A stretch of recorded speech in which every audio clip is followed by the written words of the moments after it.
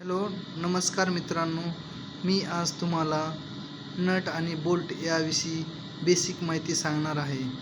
Nut बरं, nut हा कशावरून ओळखायचा? नट म्हणजे काय? नट म्हणजे इंटरनल थ्रेडिंग असते, त्याला नट असे म्हणले जाते. बोल्टला एक्सटर्नल थ्रेडिंग आहे, त्याला बोल्ट म्हणले जाते. हे थ्रेडिंग आहे एक्सटर्नल, त्याला बोल्ट म्हणले जाते. आणि मेन म्हणजे नट आणि बोल्टमधला हाच मेन फरक आहे. नटला इंटरनल थ्रेडिंग राहते आणि बोल्टला एक्सटर्नल थ्रेडिंग राहते. तर नट म्हणजे बरेच प्रकार आहेत, जसा डोम नट आहे, पुन्हा हा कॅप नट आहे, पुन्हा हा लॉक नट आहे. तर लॉक नट बऱ्याच प्रकारचे असे नटचे प्रकार आहेत. आणि ॲलन बोल्ट हा एक बोल्ट आहे. ॲलन बोल्ट हेक्झागोनल बोल्ट, हा जो आहे हेक्झागोनल बोल्ट आहे आणि हा ॲलन बोल्ट आहे. ह्यात आपल्याला ह्याची जवळपास 2-3 mm पासून 10x4, 4x20, 5x10 असे वेगवेगळे साईजमध्ये भेटू शकतात.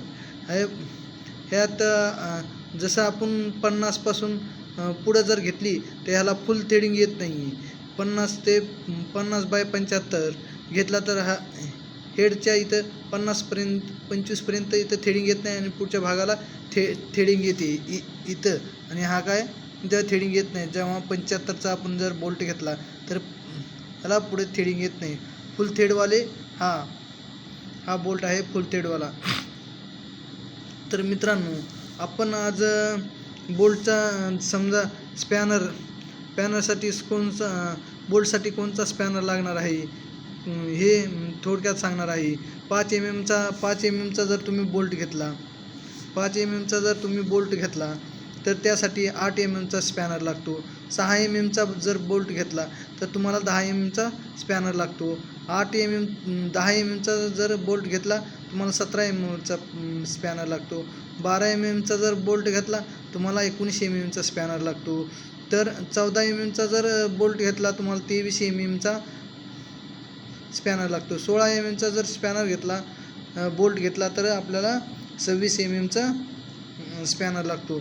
तसंच ॲलन बोल्टविषयी जे ओपन क्लोज करण्यासाठी अलंकी लागतात, त्यासाठी जर आपण 5 mm ची अलंकी घेतली, ॲलन बोल्ट घेतला त्यासाठी 4 mm ची अलंकी लागते. जर 6 mm चा जर बोल्ट असेल तर आपल्याला 5 mm ची अलंकी लागते. जर 8 mm चा बोल्ट असला तर त्यासाठी 6 mm ची अलंकी लागते.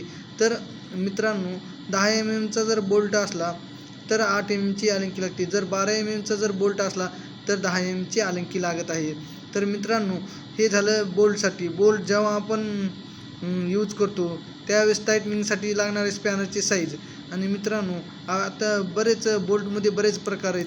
ह्या बोल्टमध्ये जसे countersunk bolt, hexagonal bolt, Allen bolt, हे वेगवेगळ्याच ठिकाणी वेगवेगळ्याच्या कंडिशन आणि मशीनची साईज, मशीनच्या ड्रॉईंगप्रमाणे हे बोल्ट यूज केले जातात. लॉक नट हा ज्या ठिकाणी व्हायब्रेशन असते वगैरे लूज होऊ नये म्हणून हा लॉक नट वापरला जातो. तरी मित्रांनो, नट आणि बोल्ट ह्यांचे वर्किंग प्रिन्सिपल हे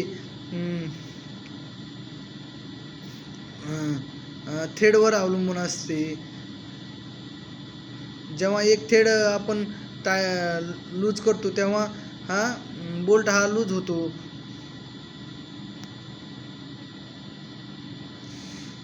मित्रांनो, हा जर आपल्याला बेसिक माहिती जर आवडली असती तर चॅनलला सबस्क्राईब करायला विसरू नका. नट आणि बोल्टबद्दल बेसिक माहिती दिलेली आहे.